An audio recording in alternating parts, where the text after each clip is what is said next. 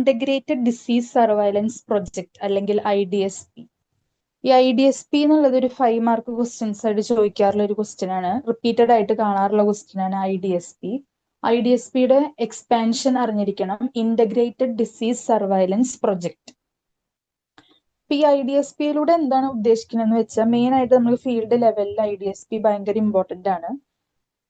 IDSPയിലൂടെ ഉദ്ദേശിക്കുന്നത് നമ്മൾ ഇപ്പൊ ഫീൽഡിൽ പോകുമ്പോഴും അതുപോലെ നമ്മുടെ ശ്രദ്ധയിൽ വരുന്ന എല്ലാ ഡിസീസസും ഹെൽത്തിന് റിലേറ്റഡ് ആയിട്ടുള്ള എല്ലാ കണ്ടീഷൻസും ഈ IDSP വഴി നമ്മൾ എല്ലാ ദിവസവും ഡെയിലി റിപ്പോർട്ട് ചെയ്യണം.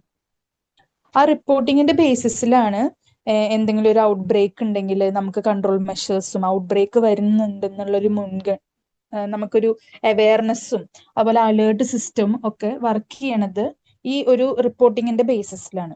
അപ്പൊ ഈ IDSPയുടെ ഭാഗമായിട്ട് നമ്മൾ എല്ലാ തരം ഹെൽത്തിനെ റിലേറ്റ് ചെയ്യണ ഈവൻസും എല്ലാ ദിവസവും നമ്മൾ ഈ IDSPയുടെ ഭാഗമായിട്ട് റിപ്പോർട്ട് ചെയ്യണ ഒരു സിസ്റ്റമാണ്, ഒരു സർവൈലൻസ് സിസ്റ്റമാണ് IDSP എന്ന് പറഞ്ഞാല്. അപ്പൊ സിമ്പിൾ ആയിട്ട് അത് അറിഞ്ഞിരിക്കുക. അപ്പൊ IDSPയുടെ ഇപ്പൊ നമ്മൾ അത് കറക്റ്റ് ആയിട്ട് ഒരു പോർട്ടലായിട്ട് തന്നെ യൂസ് ചെയ്യുന്നുണ്ട്. ആ പോർട്ടലിന്റെ പേര് അറിഞ്ഞിരിക്കുക, ഇന്റഗ്രേറ്റഡ് ഹെൽത്ത് ഇൻഫോർമേഷൻ പ്ലാറ്റ്ഫോം എന്നാണ് അതിന് പറയുന്നത്. ഇപ്പോൾ നമ്മൾ IHIP യൂസ് ചെയ്യാറുണ്ട്. IHIP എന്ന് പറഞ്ഞാൽ IDSPയുടെ തന്നെ ഒരു ആപ്പാണ്. നമ്മളതൊരു ആപ്പ് വേർഷനിൽ ഹെൽത്ത് വർക്കേഴ്സിനെ കറക്റ്റ് ലോഗിനും അതുപോലെ പാസ്വേഡും വെച്ചിട്ട് എല്ലാതരം റെക്കോർഡ്സും സേവ് ചെയ്യണ ഒരു ആപ്പാണ്. IDSPയുടെ തന്നെ ഒരു വെബ് പോർട്ടൽ അല്ലെങ്കിൽ ഒരു ആപ്പാണ് IHIP, integrated health information platform.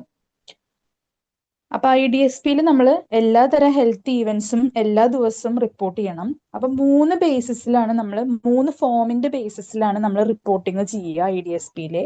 ആ 3 ഫോമാണ് P form, S form, L form. IDSP എന്നുള്ള കൺസെപ്റ്റ് വന്നത് നവംബർ 2004 അത് നോട്ട് ചെയ്യണം. November 2004 integrated disease surveillance project നമ്മൾ ലോഞ്ച് ചെയ്യണത്. IDSPയിലെ റിപ്പോർട്ടിംഗ് നടത്തുന്നത് മെയിൻ ആയിട്ട് 3 ഫോമിന്റെ ബേസിസിലാണ്. P form, S form, L form. ഭയങ്കര ഇമ്പോർട്ടന്റ് ആണ് ഈ ഫോമുകൾ. P form, S form, L form. ഇതിന്റെ ബേസിസിലാണ് നമ്മൾ റിപ്പോർട്ട് ചെയ്യണത്. അപ്പൊ എന്താണ് P ഫോം? P ഫോം എന്ന് പറഞ്ഞാൽ പ്രിസംറ്റീവ് ഡയഗ്നോസിസ്. എന്തെങ്കിലുമൊക്കെ ലക്ഷണം കാണുമ്പോഴാണ് നമ്മൾ ഡോക്ടറിന്റെ അടുത്തേക്ക് പോവുക. ഇപ്പൊ കുറെ ദിവസമായിട്ട് പനി ഉണ്ടെങ്കിൽ ഒരു ഡോക്ടറിന്റെ അടുത്തേക്ക് പോവാണ്. അങ്ങനെ സംശയം തോന്നിയിട്ട് വേറെ വല്ല ടെസ്റ്റും ചെയ്യുമ്പോൾ ഇപ്പൊ മലേറിയ ആണ് എന്ന് കണ്ടുപിടിച്ചു.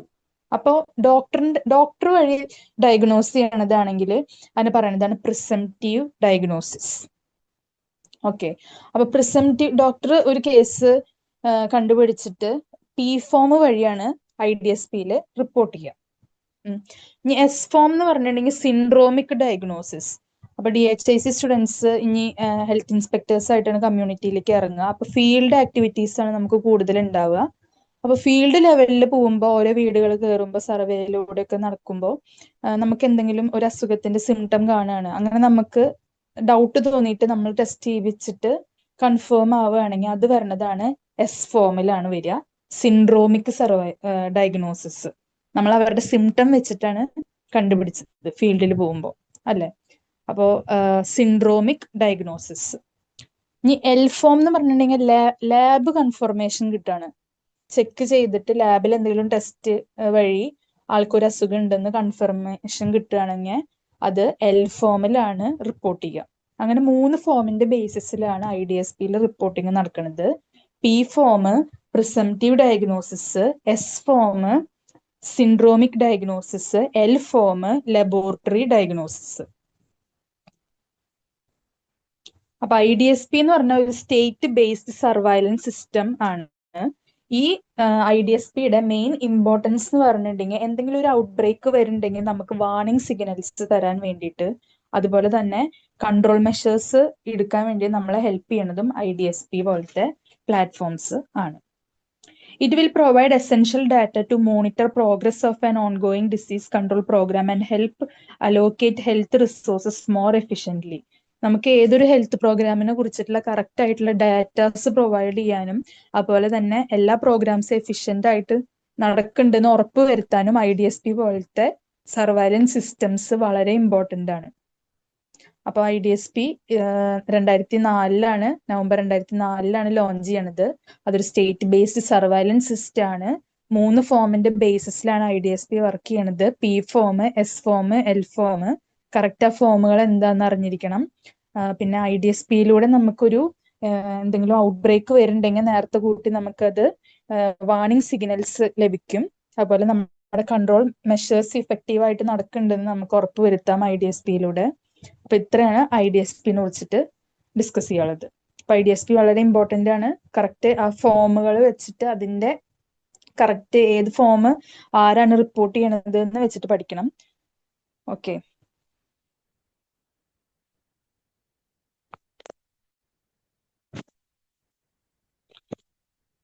ഇത്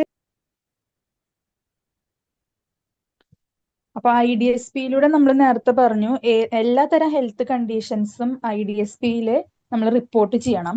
അതിപ്പോ ഇത് നമ്മുടെ ടെക്സ്റ്റിലെ പാർക്കിലുള്ള IDSPയിൽ എന്തൊക്കെ റിപ്പോർട്ട് ചെയ്യും എന്നുള്ള കാര്യങ്ങളാണ്. ഫീവർ കേസസ്, എല്ലാ തരം ഫീവർ കേസസും നമ്മൾ IDSPയിൽ റിപ്പോർട്ട് ചെയ്യണം. Cough more than 3 weeks duration, 3 ആഴ്ചയുടെ മേലെ നീണ്ടു നിൽക്കുന്ന cough, acute flaccid paralysis, diarrhoea, jaundice, അതുപോലെ അൺയൂഷ്വൽ ആയിട്ടുള്ള ഒരു ഡെത്ത് എന്തെങ്കിലും എവിടെയെങ്കിലും റിപ്പോർട്ട് ചെയ്യുകയാണെങ്കിൽ എല്ലാതും IDSPയിൽ കറക്റ്റ് ആയിട്ട് റിപ്പോർട്ട് ചെയ്യണം. അപ്പൊ ഈ ഫീവർ ഒക്കെ നമ്മൾ റിപ്പോർട്ട് ചെയ്യണത് എന്താണ്? ഫീവർ എന്ന് പറഞ്ഞിട്ടുണ്ടെങ്കിൽ പല അസുഖങ്ങളിലേക്കുള്ള ഒരു സിംറ്റം ആണ്. ചിലപ്പോൾ അത് മലേറിയ ആവാം, ടൈഫോയിഡ് ആവാം, JE, ഡെങ്കു, മീസിൽസ് ഒക്കെ ആവാം. അപ്പോൾ അത് കാരണമാണ് നമ്മൾ ഫീവർ ഒക്കെ മെയിൻ ആയിട്ട് റിപ്പോർട്ട് ചെയ്യണത്. ഫീവർ നമ്മൾ മെയിൻ ആയിട്ട് ഒരു സിംറ്റം ആയിട്ടാണ് കൺസിഡർ ചെയ്യണത്. അതുപോലെ കഫ് മോർ ദാൻ 3 weeks, 3 ആഴ്ചയിൽ മേലെ നീണ്ടു നിൽക്കുന്ന കഫ് റിപ്പോർട്ട് ചെയ്യാൻ പ്രധാന കാരണം എന്ന് പറഞ്ഞാൽ അത് TBയിലേക്ക് ലീഡ് ചെയ്യാം. TB എന്നുള്ളൊരു അസുഖം ആയി മാറാം. അപ്പോൾ അത് കാരണമാണ് നമ്മൾ കഫ് റിപ്പോർട്ട് ചെയ്യണത്. അക്യൂട്ട് ഫ്ലാസിഡ് പാരാലിസിസ് റിപ്പോർട്ട് ചെയ്യാൻ കാരണം അത് പോളിയോന്റെ ഒരു വാർണിംഗ് സൈൻ ആണ്.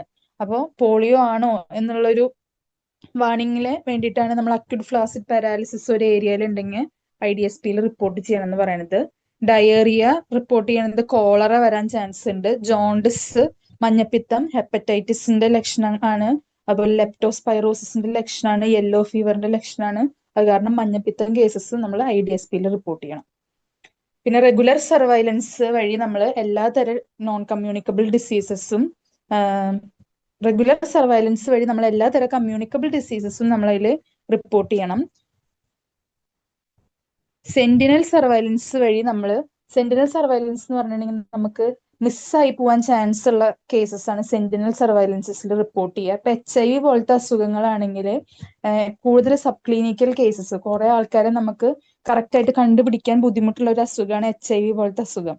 അതാണ് സെന്റിനൽ സർവൈലൻസിൽ നമ്മൾ റിപ്പോർട്ട് ചെയ്യുക. അവരുടെ കറക്റ്റ് ആയിട്ടുള്ള കോണ്ടാക്റ്റുകൾ കണ്ടുപിടിച്ചിട്ട് നമ്മൾ അവരെ ഡയഗ്നോസ് ചെയ്യിപ്പിച്ചിട്ട് കറക്റ്റ് ആയിട്ട് റിപ്പോർട്ട് ചെയ്യണതാണ് സെന്റിനൽ സർവൈലൻസിൽ വരുന്നത്. റെഗുലർ പീരിയോഡിക് സർവൈലൻസിൽ നമ്മൾ റെഗുലർ ആയിട്ട് NCD പോലത്തെ അസുഖങ്ങളാണ് IDSPയിൽ റെഗുലർ പീരിയോഡിക് സർവൈലൻസിന്റെ അണ്ടറിൽ റിപ്പോർട്ട് ചെയ്യേണ്ടത്. ഇപ്പൊ 3 ടൈപ്പ് സർവൈലൻസ് ആണുള്ളത്. റെഗുലർ സർവൈലൻസിലെ എല്ലാ തരം കമ്മ്യൂണിക്കബിൾ ഡിസീസസ് ആണ് റെഗുലർ സർവൈലൻസിന്റെ അണ്ടറിൽ IDSPയിൽ റിപ്പോർട്ട് ചെയ്യേണ്ടത്. സെന്റിനൽ സർവൈലൻസിൽ HIV പോലത്തെ സെക്ഷലി ട്രാൻസ്മിറ്റബിൾ ഡിസീസസ് ആണ് സെന്റിനൽ സർവൈലൻസിന്റെ കീഴിൽ IDSPയിൽ റിപ്പോർട്ട് ചെയ്യേണ്ടത്. റെഗുലർ പീരിയോഡിക് സർവൈലൻസിന്റെ കീഴിൽ NCDs ആണ്. NCDs, ആന്ത്രോപോമെട്രി, അതൊക്കെയാണ് നമ്മൾ ന്യൂട്രീഷൻ റിലേറ്റഡ് ആയിട്ടുള്ള അസുഖങ്ങൾ ഒക്കെയാണ് നമ്മൾ റെഗുലർ പീരിയോഡിക് സർവൈലൻസിന്റെ അണ്ടറിൽ റിപ്പോർട്ട് ചെയ്യേണ്ടത്. അപ്പൊ ഇത്രയാണ് മെയിൻ ആയിട്ട് IDSPനെ കുറിച്ചിട്ട് പറയാനുള്ളത്. അപ്പൊ IDSP നവംബർ 2004 ലോഞ്ച് ചെയ്തതെന്ന് ആലോചിക്കുക. ഇന്റഗ്രേറ്റഡ് ഡിസീസ് സർവൈലൻസ് പ്രൊജക്ട് ആണ് IDSP. എല്ലാ തരം ഹെൽത്തിനെ റിലേറ്റ് ചെയ്യണ ഇവന്റ്സും നമ്മൾ IDSPയിൽ റിപ്പോർട്ട് ചെയ്യണം. ഓക്കെ.